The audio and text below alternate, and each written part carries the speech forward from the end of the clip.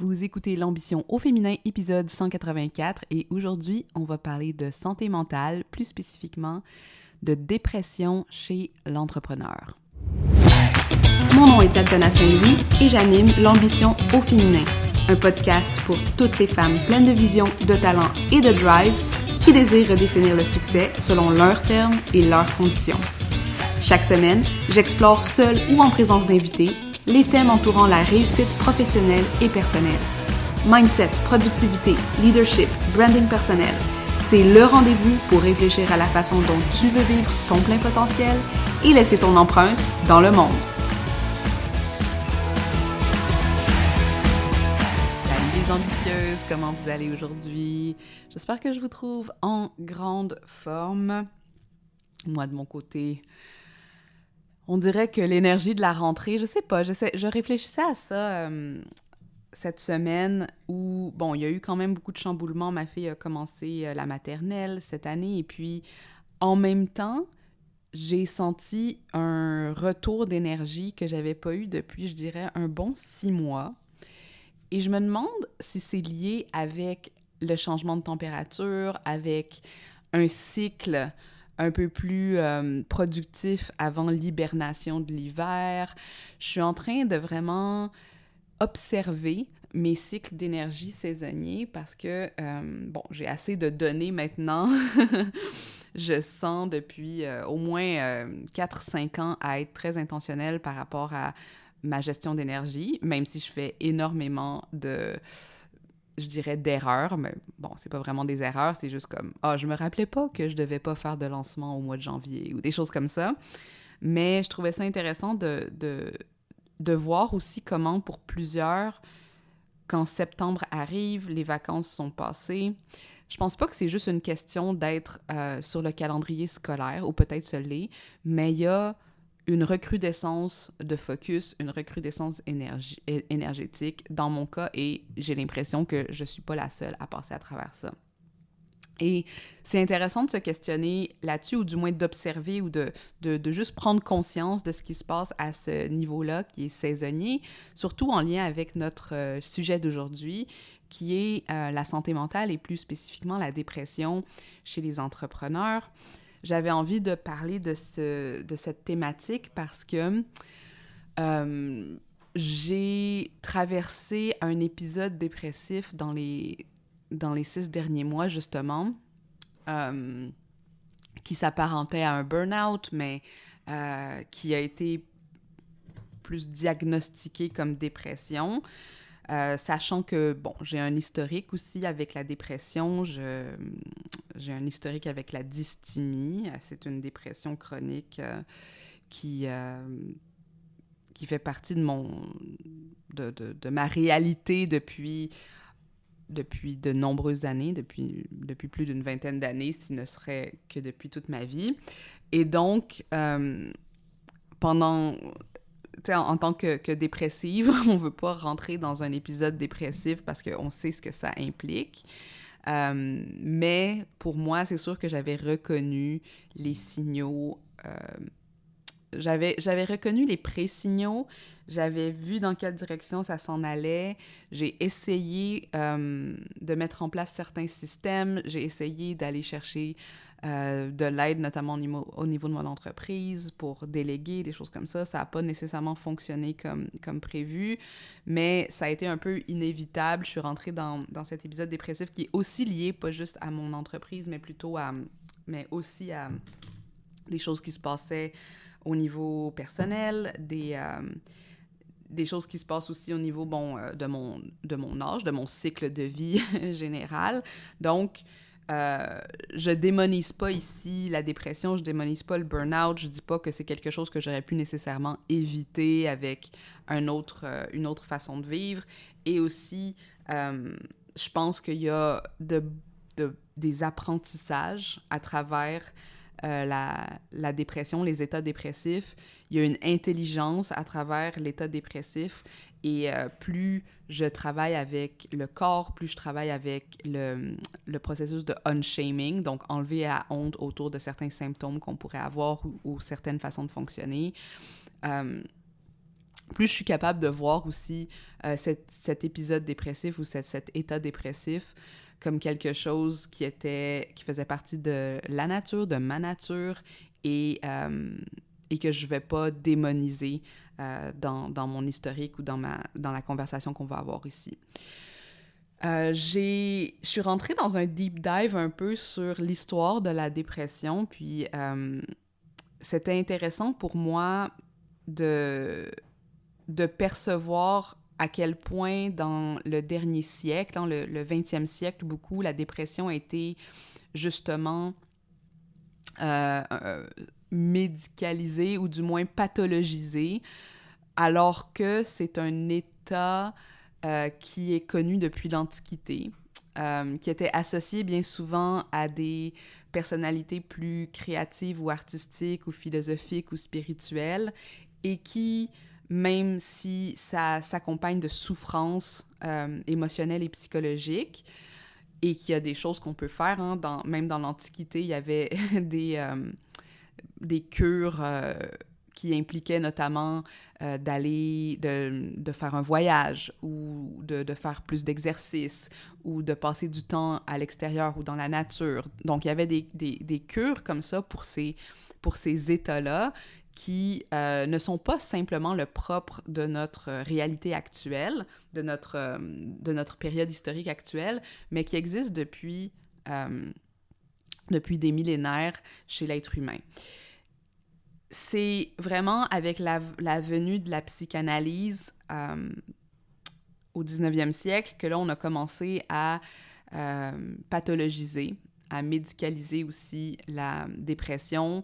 Notamment aujourd'hui, c'est avec des processus chimiques qui agissent directement dans le cerveau. Et je tiens à dire à ce point-ci dans l'épisode que je n'ai absolument rien contre l'utilisation de processus chimiques ou de médicaments pour réduire les effets ou pour aider à réduire la souffrance qui vient avec les états dépressifs. Tout ce que je dis ici, donc j'ai rien contre les antidépresseurs, contre les personnes qui prennent des antidépresseurs. Vous êtes les souveraines de votre corps, de la façon dont vous gérez aussi votre santé. Et puis ici, il y a genre zéro honte, zéro shame autour de ça. Je fais juste parler ici d'une observation qui se retrouve bien souvent dans d'autres aspects de notre existence naturelle. Puis là, je pense à la médicalisation des naissances, par exemple, qui a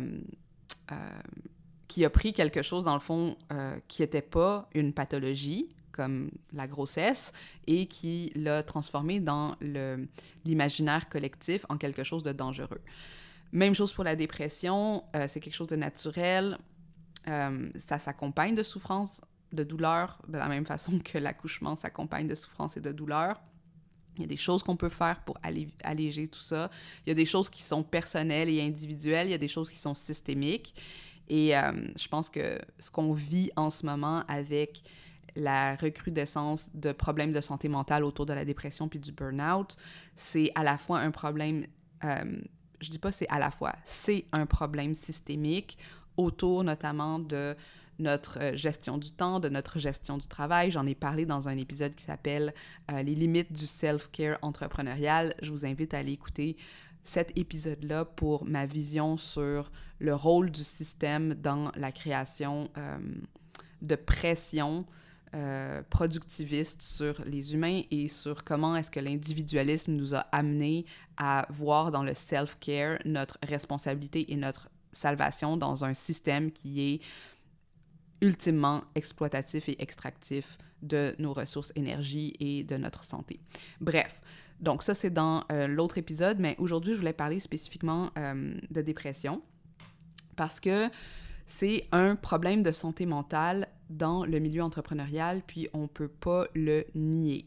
Hein, la dépression, le burn-out, l'anxiété font partie du lot de beaucoup d'entre nous, si bien que en 2023, donc, il y a eu un sondage de la BDC qui a été réalisé ici au Québec auprès de 1500 propriétaires de PME et 45% des répondants ont déclaré avoir des problèmes de santé mentale, ce qui est une hausse de l'année précédente, une hausse de 7 points de l'année précédente. Puis là, 45%, on s'approche de la moitié des entrepreneurs vivraient avec ou considèrent avoir des problèmes de santé mentale. À cela, dans la même recherche, le même sondage, le pourcentage d'entrepreneurs qui sont satisfaits tous les jours de leur santé mentale a diminué pour sa part, passant de 72 à 64. Donc, puis je trouve ça intéressant parce que c'est très subjectif, hein, d'être satisfait de sa santé mentale. Ça veut dire, OK, je suis capable de gérer. Probablement, c'est comme ça que moi, je l'entends. Et selon une étude de la Fédération canadienne de l'entreprise indépendante, 66% des entrepreneurs seraient sur le bord de l'épuisement professionnel. Le burn-out étant quelque chose qui touche particulièrement les entrepreneurs qui vivent alors des sentiments de fatigue, de déprime, difficulté à garder un équilibre entre le travail et leur vie privée. Et ça nuit régulièrement à leur capacité à travailler. Et c'est pas étonnant, mais les femmes et souvent les chefs d'entreprise qui sont un peu plus jeunes sont particulièrement touchés. Je pense que dans le contexte des femmes, il faut qu'on nomme aussi qu'en plus de la charge et le risque et tout ce qui vient avec l'entrepreneuriat, ben on ajoute la charge mentale, souvent d'être le chef de ce qui se passe à la maison. T'sais. Donc, il y a une charge accrue aussi en termes de leur énergie puis leur capacité. Donc, naturellement, c'est un peu quand même inquiétant de voir que dans une strate de la population qui augmente, donc il y a de plus en plus d'entrepreneurs qui voient dans l'entrepreneuriat une alternative ou l'alternative à un salariat où ils n'ont pas nécessairement trouvé chaussures à leurs pieds. Et je pense qu'il y a énormément encore de stigmatisation autour des problèmes de santé mentale chez les entrepreneurs. Puis je pense que dans la conversation que j'avais faite sur le self-care, une des choses qui me saute vraiment aux yeux, c'est à quel point on met beaucoup la pression sur les entrepreneurs de s'occuper de leur mental, s'occuper de leur mindset, s'occuper de leur santé pour être des bons entrepreneurs à succès. Et on oublie par là aussi qu'il y a des choses qui font partie du système puis qu'on pourrait faire tout ce qu'on a. Tu sais, là, maintenant, en plus de la charge, de la charge mentale de l'entrepreneuriat, de la charge mentale de s'occuper du foyer, on ajoute à ça la charge mentale de devoir être notre propre gardien, d'être notre propre médecin, de trouver nos secrets pour perdurer sur le long terme, ce qui est la réalité, mais aussi, tu sais, il faut quand même voir la réalité comme elle est, que c'est aussi un problème systémique. Donc, il y a comme un genre de gaslighting généralisé, selon moi. Puis là, quand je veux dire gaslighting, ça veut dire que on nie de façon généralisée qu'il y a certains problèmes, notamment en disant que l'économie ou l'inflation, ça nous affecte pas, ça affecte juste les entrepreneurs fragiles, alors que j'avais un appel récemment avec une personne qui, j'ai dit oui, tu sais, c'est pas toujours évident de rentrer dans un marché saturé comme le marché du coaching, surtout dans la situation économique actuelle, parce que, écoutez, c'est pas, je suis pas en train de dire quelque chose de complètement inventé. Oui, l'industrie du bien-être et du coaching et du self-care et de l'alignement et de blablabla augmente en volume, et c'est une réalité aussi qu'avec l'inflation, les gens ont moins de cash flow, ils ont moins de capacité à dépenser dans le quotidien. Fait que de dire que l'inflation, c'est juste une question de mindset, comment tu vas t'en sortir et tout ça, moi, je trouve que c'est une façon de faire un peu du gaslighting autour d'une réalité qui a bel et bien lieu et qui a des effets réels sur les gens. Est-ce que ça veut dire qu'à cause de ça, on devrait baisser les bras, puis pas se lancer, puis accepter notre situation problématique, puis des choses de même? Non. Ça veut juste dire qu'il y a une pression supplémentaire qui est faite en ce moment sur le système at large, incluant sur le système, nos systèmes de santé et nos systèmes de santé mentale. Et à travers ce gaslighting-là, il y a cette idée que quand tu es coach, quand tu es entrepreneur, il faut que tu restes high vibe, il faut que tu maintiennes genre l'énergie pour tout le monde autour de toi, que... Je prends une petite gorgée, hein.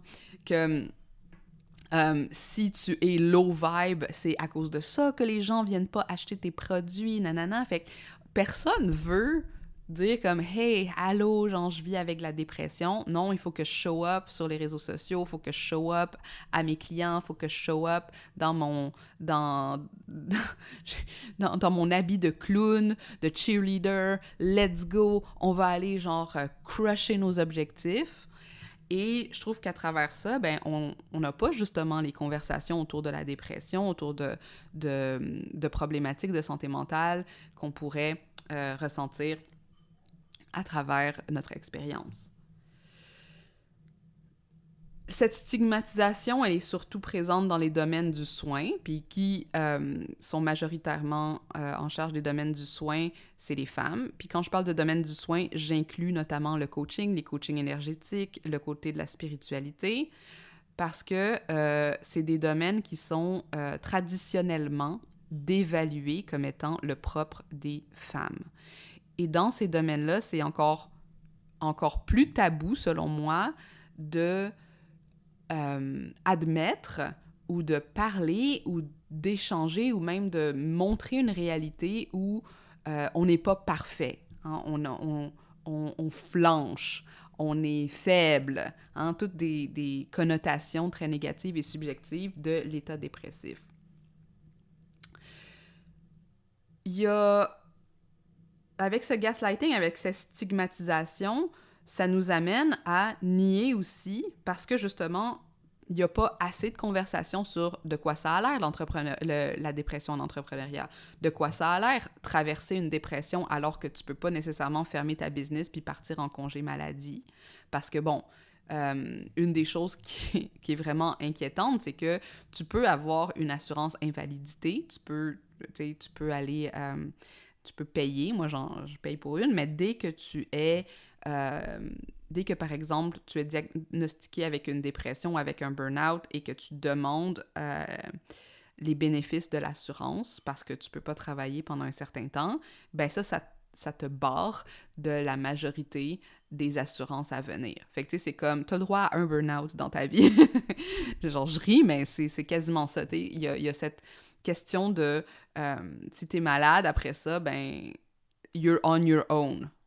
Donc, personne veut montrer justement ou arriver à ce stade où ils vont non seulement avoir le soutien pour ce qui se passe, pour leur souffrance émotionnelle et psychologique à travers la dépression, et elles vont générer ou elles vont cultiver de la honte, ces personnes-là, de s'être rendues là, ou d'avoir créé les conditions pour en arriver là, parce que si elles avaient bien posé leurs limites, si elles avaient travaillé leur mindset, été high vibe, avoir un écosystème d'offres qui allait plus les soutenir, nanani nanana, ben ça serait pas arrivé, cette dépression-là. Puis c'est pour ça que je voulais commencer l'épisode en normalisant l'état dépressif comme quelque chose qui existait bien avant dans notre état actuel, notre histoire, notre moment historique, et rappeler que c'est pas quelque chose c'est pas parce qu'on a fait quelque chose de mal ou qu'on n'a pas été assez performant ou whatever qu'on en arrive là. Il y a des choses qu'on peut faire pour prévenir le burn-out, pour prévenir la dépression, qui sont pas la même chose, by the way. Je les mets un peu dans le même panier, mais c'est pas la même chose, c'est pas diagnostiqué de la même façon, ça n'a pas nécessairement les mêmes effets. Puis j'ai d'autres épisodes que je vais mettre en lien ici, si vous voulez aller explorer un peu cette thématique-là, mais je les mets ensemble parce qu'à quelque part, je pense qu'ils sont culturellement mis ensemble ou culturellement compris comme étant la même chose. Donc, avec ça, tu sais, avec cette honte autour du fait qu'on a probablement créé notre réalité et puis que, tu sais, c'est tout dans ta tête. Si tu travailles genre sur tes pensées négatives, tu vas être capable de les éradiquer et puis tu vas retrouver l'abondance financière et des choses comme ça parce que l'inflation, ça n'existe pas. Quand tu es un entrepreneur à succès, tu es capable genre de traverser tout ça. Hein? Ça crée de la honte, ça crée aussi de l'isolement. Les gens veulent pas en parler, les gens veulent pas se montrer. Et même que des fois, ils vont s'exclure de certaines communautés dans lesquelles elles sont parce qu'elles veulent pas être low vibe, elles veulent pas amener leur négativité avec elles. Et il n'y a pas beaucoup de ressources au niveau systémique pour aider les entrepreneurs qui traversent ça. T'sais, au moins, quand tu es salarié, ben, t'as de l'aide pour aller chercher de l'aide psychologique, t'as souvent des ressources à l'interne qui peuvent t'aiguiller. Il y a des personnes aussi qui sont là pour reconnaître ces signaux-là, puis idéalement, je dis pas que c'est toujours le cas, puis que ça se passe comme ça en entreprise nécessairement, c'est davantage considéré comme faisant partie de la réalité, même si, moi, je trouve qu'il y a énormément, par exemple, si je pense à un de mes anciens employeurs, je vois le nombre de personnes qui sont en congé maladie à un instant T, et je trouve ça quand même fou, là, parce que ça tombe comme des mouches, là.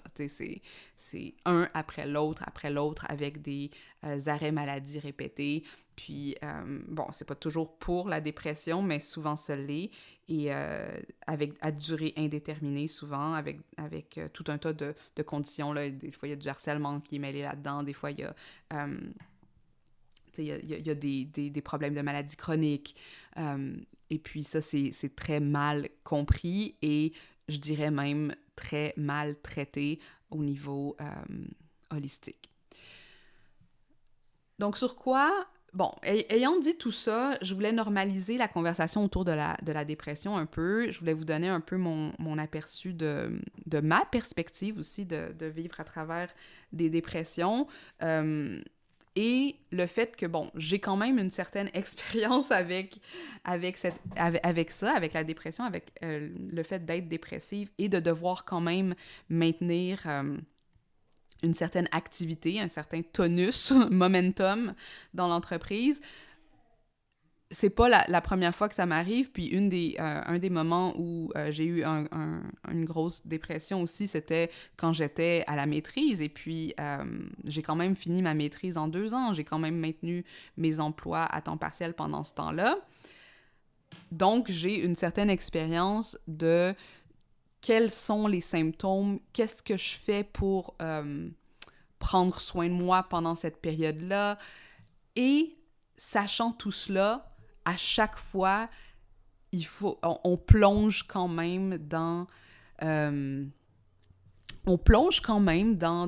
désespoir de la dépression. On doit quand même faire le travail ou on doit quand même traverser cet état-là. On peut pas l'éviter. Une fois qu'il est enclenché, on rentre dans un processus d'exploration, puis tout ce qui reste, c'est un peu d'avoir confiance que ça va passer. On ne sait pas combien de temps ça va prendre exactement. Tout ce qu'on peut faire, c'est justement de travailler sur notre quotidien, sur nos habitudes au quotidien et d'avoir beaucoup, beaucoup de compassion envers soi-même, surtout si on est capable de reconnaître qu'on passe à travers ça et que parce qu'on est entrepreneur, parce qu'on ne peut pas non plus tout lâcher quand on n'est pas dans un moment optimal. Fait que je pense que c'est ici l'enjeu, c'est comment est-ce qu'on continue à travailler dans notre entreprise quand on passe à travers un moment dépressif. Et après ça, ben, comment est-ce qu'on essaye de travailler au niveau systémique dans notre entreprise pour avoir un espace pour accueillir ces états-là quand ils arrivent, s'ils arrivent, un peu comme, OK, on a notre petite salle de repos qui a été spécifiquement identifiée pour les personnes qui ont besoin de s'isoler ou dadada. Ben, c'est un peu la même chose. Comment est-ce qu'on crée ce safe space à l'intérieur de notre entreprise pour que si on passe à travers un moment difficile, on est dans un creux dépressif, on est quand même accueilli, reconnu, on n'est pas gaslighté, on n'est pas nié dans cette expérience sans que ce soit nécessairement quelque chose qu'on fait très publiquement. Donc, dans mon cas à moi, passer à travers un épisode dépressif, c'est sûr que ça demande que je sois très focus sur mes routines de vie, sur mon hygiène de vie. Ça passe par s'assurer que je mange bien, que je mange des vitamines, surtout si c'est dans une dépression saisonnière comme l'hiver quand il y a moins de soleil. Donc ça en fait partie. Avoir la vitamine D, sortir de l'air frais, tu sais, toutes les choses, encore une fois, qui sont intuitives. Faire de l'exercice, faire du mouvement tous les jours, ça fait partie de mon hygiène de vie, surtout en tant que personne avec de la dysthymie ou avec des tendances dépressives. Donc, la nourriture saine, moi, ça me coûte beaucoup plus cher, mais nous, on a décidé, puis même qu'il faut souvent que je convainque mon mari de continuer dans cette voie-là, de focusser sur de la nourriture bio, mais je sais que c'est pas tout le monde qui a nécessairement les privilèges ou la capacité financière de faire ça. Une fois par mois, j'ai un CEO Day, donc je vais au spa, où je prends un massage, où je travaille pas. J'essaye de suivre mon cycle menstruel, de m'assurer que, OK, je suis beaucoup plus sensible ces temps-ci, au lieu d'en faire un problème, de voir comme, OK, je suis où dans mon cycle menstruel, dans mon cycle hormonal, comment est-ce que je peux ralentir à certains moments du cycle pour pouvoir me permettre des moments de régénérescence, parce que, dans le fond, la dépression, comment je l'expérimente, c'est vraiment une problématique d'énergie et de focus. Et naturellement, ben, ça vient avec souvent des moments de grande négativité. C'est comme si on rentrait dans une illusion, dans un cauchemar un peu. Genre, c'est comme si soudainement la réalité on rentrait dans une autre dimension de la réalité qui est une dimension très anxiolytique. Ça peut être... Moi, ça avait beaucoup commencé avec les événements du 7 octobre, avec le génocide en Palestine, avec la prise d'otages. Et donc, il y a des triggers comme ça, il y a des forces comme ça qui vont aller générer ces moments d'intensité. Et des fois, ben, c'est juste, tu sais, c'est de l'overstimulation, c'est de la surstimulation, c'est de la hypersensibilité qui embarque, c'est des chocs émotionnels qui ont eu lieu, des traumas qui sont ravivés. Fait qu'il y a comme un petit cocktail ici de choses qui peuvent avoir lieu, et donc c'est difficile parfois de tout réguler en même temps sans se dissocier, et ces choses ont besoin parfois d'être process, ont besoin d'être traversées, ont besoin d'être intégrées, mais on peut pas toutes les prendre en même temps. Donc, c'est pour ça que la dépression s'installe sur un certain nombre de semaines, un certain nombre de mois,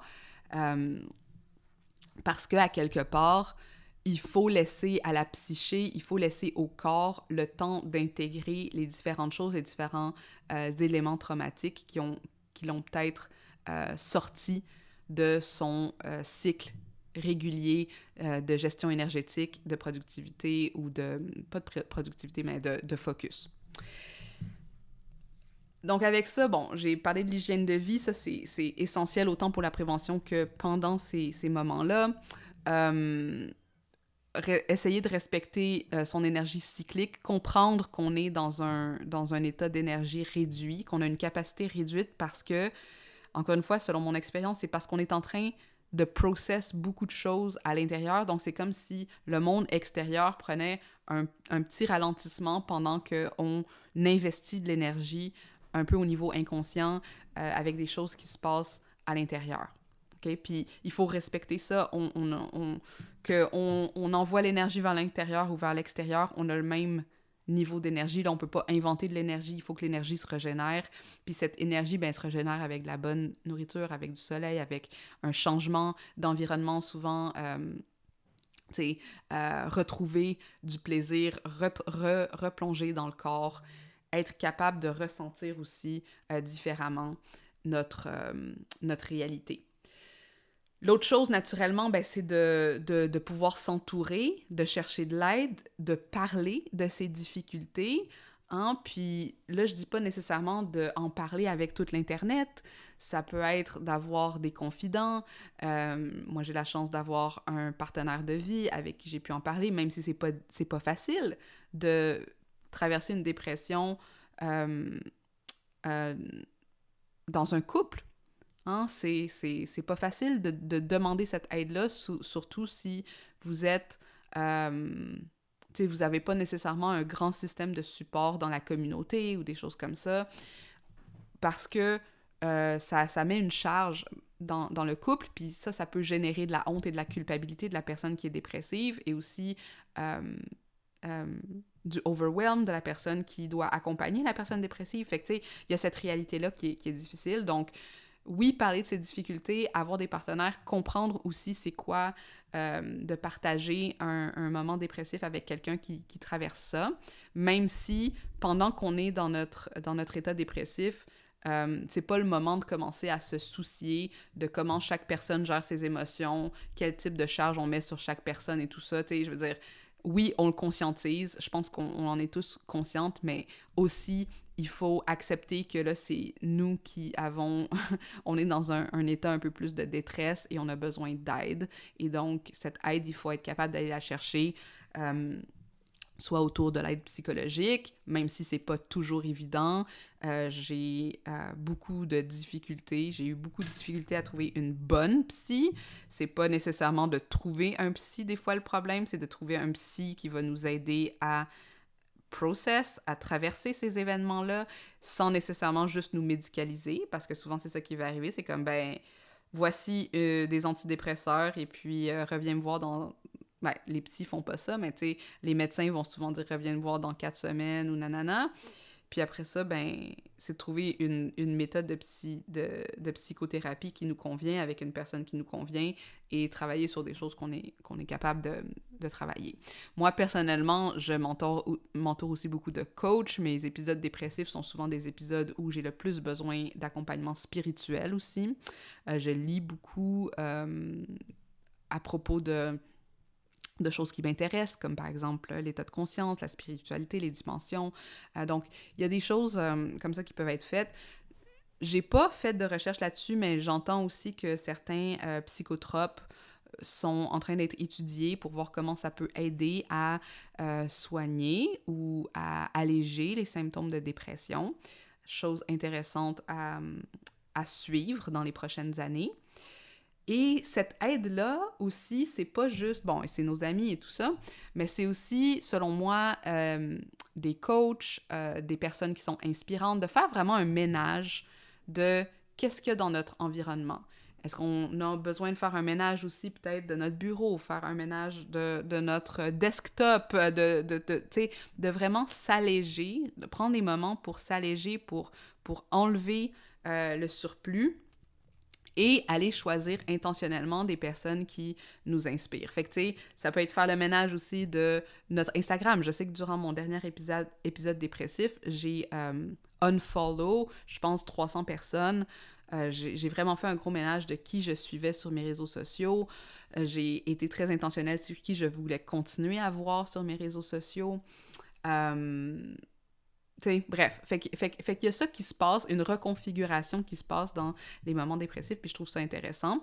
Et un autre espace où moi je vais chercher beaucoup d'énergie, c'est à travers d'autres cercles d'entrepreneurs, comme des masterminds dans lesquels je fais partie, des mentorships, des memberships, où j'ai pas nécessairement besoin de parler de tout ce qui se passe dans ma dépression. Les gens, souvent, dans ces espaces-là, savent ce que je traverse parce que je vais chercher du coaching ou je vais chercher de l'expérience, mais ce qui vient me parler le plus aussi, c'est de rester dans un environnement actif, qui a encore un pied dans le développement, qui a encore une vision sur le futur, parce que je sais qu'un jour, je vais me retrouver là, et d'être parmi ces personnes-là me permet de me rappeler que je suis dans un moment momentané de ralentissement, de dépressurisation, mais ça veut pas dire que je suis plus une entrepreneur, ça veut pas dire que je vais arrêter de faire de l'argent pour le reste de ma vie, ça veut pas dire, tu sais, bref.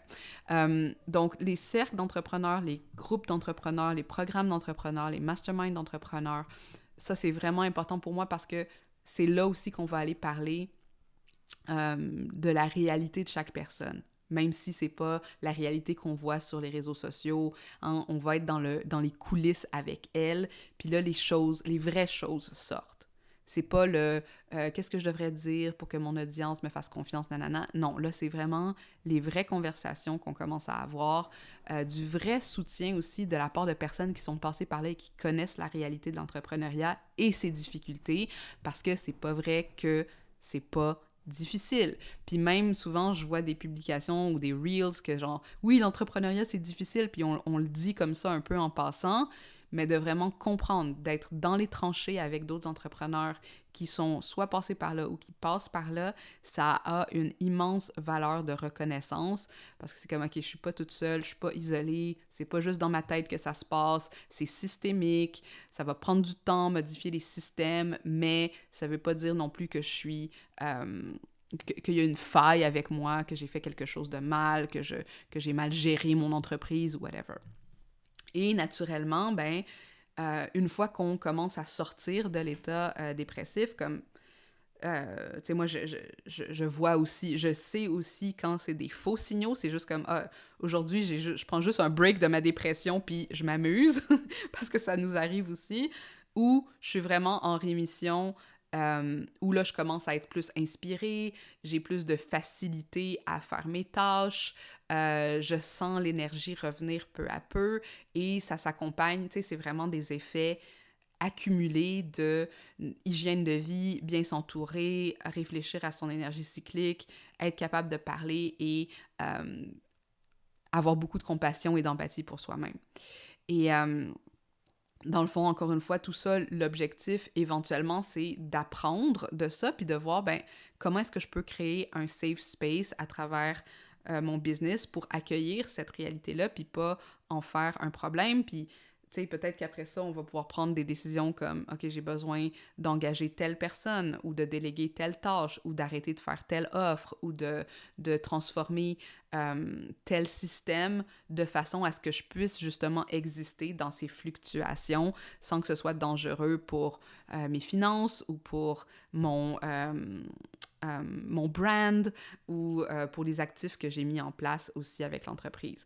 Fait que dans le fond, toute cette réflexion aussi qu'on fait sur l'entrepreneuriat conscient, sur le marketing non oppressif, sur bâtir des écosystèmes business durables, ça prend en compte les fluctuations émotionnelles des personnes, la réalité aussi qu'on vit dans un modèle extractif qui est difficile à déprogrammer, parce que c'est tout ce qu'on connaît, mais je trouve que justement de s'arrêter à réfléchir comment notre santé mentale informe les prochaines itérations de notre entreprise, c'est comme ça qu'on va établir le changement, c'est comme ça qu'on va changer le statu quo vers des modèles plus régénératifs, plus durables, plus sains, plus reconnaissants aussi du travail qui est mis de la part de tout un tas d'individus, parce qu'encore une fois, la dépression,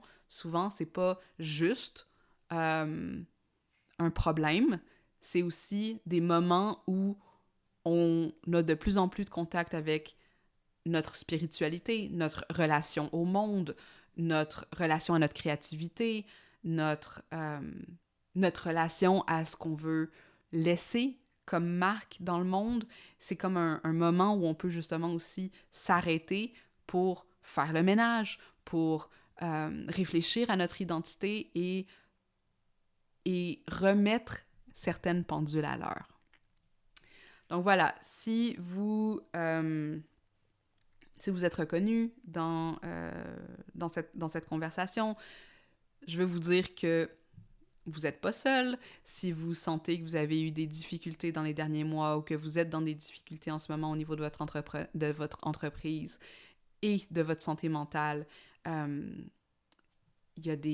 y a certaines ressources qui sont disponibles, pas assez. Je vous encourage vivement à vous faire un petit check-in, commencer à voir autour de vous, est-ce qu'il y a des ressources dans peut-être un regroupement entrepreneurial près de chez moi ou commencer à lire sur l'entrepreneuriat et la santé mentale parce que vous allez probablement trouver à travers ça des ressources et n'hésitez pas à en parler, n'hésitez pas à aller vous entourer de personnes qui sont capables de comprendre votre réalité et pas juste des personnes qui vont vous dire « Ben là, t'es chanceuse, tu peux faire ton horaire, tu peux faire la sieste, tu peux faire ci, tu peux faire ça. » Parce qu'il y a beaucoup de déconstruction qui doit être faite au niveau même de nos entreprises pour être capable de laisser de l'espace pour des modèles alternatifs de gérer, d'exister, de faire de l'argent et de rouler ces entreprises-là. Donc, je vous souhaite une belle journée, puis on se dit à très vite!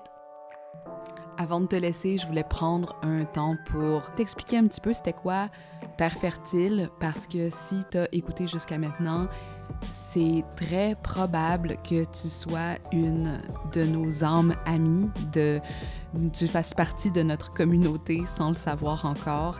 Terre Fertile, c'est un mentorship de 12 mois que j'ai créé pour accueillir des entrepreneurs qui ne demandent travailler pour gagner leur vie, mais vraiment pour créer du sens pour elles, pour leur communauté, pour le monde dans lequel elles vivent. Donc des agents de changement, des personnes qui veulent changer des paradigmes et qui veulent le faire sans compromis sur leur lifestyle, sur leurs revenus, sur la vie qu'elles désirent rêver. Donc, des ambitieuses qui ont à cœur aussi le changement social. Et ça, c'est ce qu'on essaye de construire ensemble dans Terre Fertile, c'est de croire à des espaces d'épanouissement dans lesquels on n'est pas obligé de rentrer dans des moules, on n'est pas obligé de devenir les esclaves d'un système économique qui a été pensé pour l'extraction. Et comment est-ce qu'on peut, à travers le pouvoir qu'on va chercher en devenant entrepreneur, changer justement ces codes-là, autant au micro, donc dans nos familles, dans notre façon de gérer notre quotidien, qu'au macro, donc dans la façon dont on va engager des personnes, créer des écosystèmes de profitabilité et ensuite partager notre médecine, partager nos dons, partager nos talents au reste du monde. Donc Terre Fertile, c'est ce mentorship où on travaille beaucoup de façon non hiérarchique, dans un milieu horizontal, pour aller chercher l'intelligence de chacune des personnes qui en fait partie. C'est un groupe qui est choisi, donc c'est un programme sur candidature pour laisser entrer justement les personnes qui ont envie de développer ce genre d'écosystème-là et qui le font avec conscience. Donc oui, on parle de revenus, oui, on parle de profit, oui, on parle de vente, oui, on parle de productivité, mais selon un angle complètement différent que ce qui est approché dans la majorité des programmes qui sont justement dans ce modèle capitaliste extractif.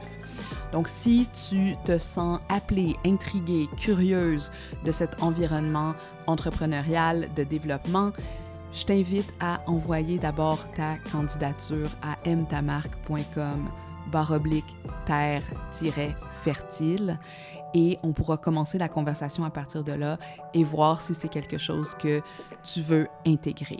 Naturellement, les membres de Terre Fertile font partie de mon plus haut tiers de services. Donc, c'est eux qui ont accès à toute la gamme de mes produits, y compris les anciens programmes de Money Brand, les masterclass qui sont créés pendant leur temps avec nous et le nouveau contenu qui avait été produit pour Autopoésis, qui est justement axé sur les piliers de richesse qui créent ton entreprise. Donc, n'hésite pas à venir me parler si tu as des questions. Entre-temps, envoie ta candidature, ça t'engage à rien et ensuite, tu pourras avoir plus de détails, surtout si c'est le type de communauté que tu cherches.